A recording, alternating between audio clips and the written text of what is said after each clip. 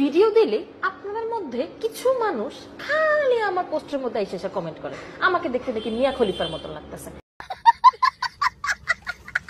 আপনি যাই বলেন না কেন আপনি কিন্তু লিজেন্ডের চোখকে এড়াই যেতে পারবেন না। হে গাইস, আসসালামু আলাইকুম। তো কেমন আছেন আপনারা? আজকে আমরা কথা বলবো ফুড আপ্পিকে নিয়ে। তো চলেন আজ আর প্যাক না করে ভিডিওটি শুরু করা যাক। যাও পাখি বলো তারে ছেড়ে দাও এবার আমাকে। আমারে ও এই ছবিটা কার? তোমার এক্স।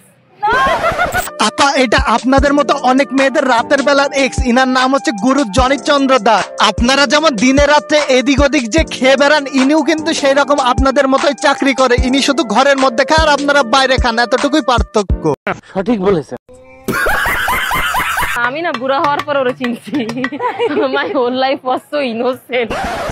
আপনি যে কত বড় ইনোসেন্ট সেটা কিন্তু আপনার কমেন্ট বক্সে গেলে দেখা যায়। আপনাকে কিন্তু বাংলাদেশের অধিকাংশ মানুষ মিয়া খলিফা নামে চেনে। আর বুঝলাম না, আপনারা কি রাত করে ফুড ব্লগিং করতে গেছেন নাকি জনি চন্দ্র দাসকে নিয়ে ব্লগ বানাইতে গেছেন? না কাজটা ঠিক হয়নি। মাসে 10 লক্ষ টাকা ইনকাম করেন নাকি দৈনিক হয়েছে এখন আপা যদি ওয়ান শট 1 লাখ টাকা নেয় তাহলে তো তার জন্য দৈনিক 10 লাখ টাকা ইনকাম করা কোনো বিষয়ই না। ধরো তুমি যে খাবার খাইছো? হ্যাঁ খাইছি। কেন খেয়েছে? খাই ফেলছো অলরেডি?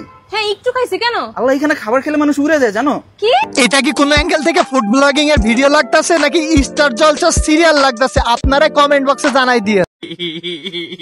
আসো এই সাইডে আসো, দেখো আমি তোমার দেখাই। কি বলছো সত্যি?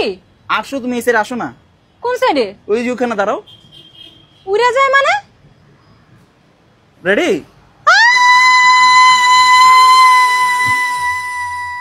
আলহামদুলিল্লাহ, আরেকটা ফুড ব্লগিং এর এরালে বউ ব্যবসায় উইরা গেছে।